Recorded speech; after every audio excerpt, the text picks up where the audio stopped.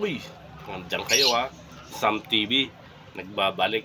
Matagal akong nawala sa pagbablog. 2016 nagsimula na ako pero ito, nawala yung cellphone ko. Okay lang. Ngayon nagbabalik ako. Panibagong subscriber na naman ang papakiusapan ko.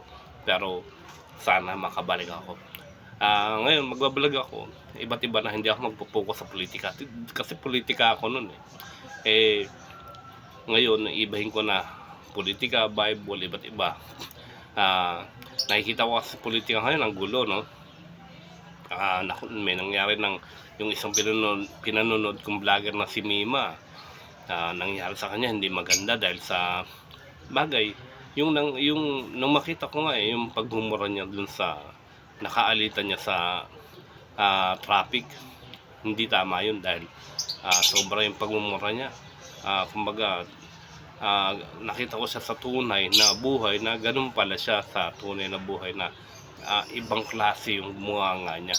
Pero although na pareho kaming BBM siya, BBM ako,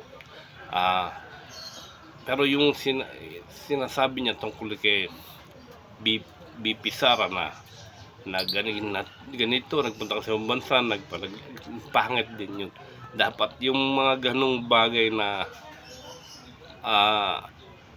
pang sarili niya, hindi na natin pakialaman yun kasi kanya yun eh. Kung ano man yun, kanya yun. Tungkol na lang sa politika ang pakialaman natin, no? Kumbaga, hindi na yung mga bagay na ganon. Talagang pangit na yun. Kumbaga, ano na yun eh.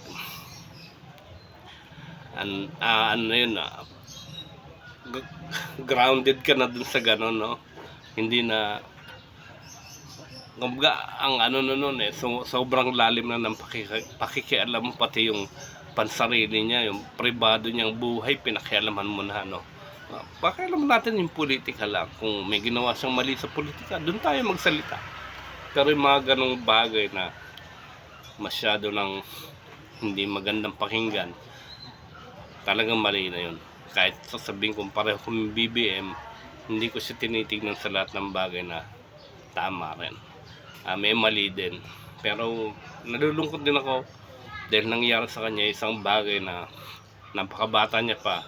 Pero hindi dapat mangyari. Pero ay, naku, wala tayong magagawa, no? Kaya ako, hindi naman ako ganun sa politika pag nagbablog. Hindi yung sobrang, yung alam kong ano na yun sa akin, mali na yun.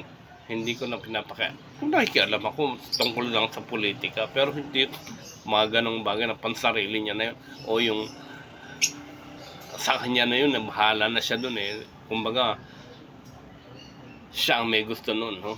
Hindi dapat pakialam may mga ganon. Sa politika lang tayo, politika lang. Ngayon, tulad ng sinabi ko sa inyo, hindi ako magpo-focus sa politika. Iba't iba ang gagawin ko. Kaya ako nakikiusap sa inyo na sana makabalik ako, na sana magkaroon ako ng mga subscriber, na sana dumami uli ang subscriber ko. Ang totoo, nauna pa ako sa mga yan eh. Ang kasabayan ko si Nino Braga sa amin, tsaka yan si Bandbay. Yan ang mga kasabayan ko eh. Naalala ko pa nga si Bandbay eh, na nagbablog yan sa loob lang ng kotse para hindi maingay.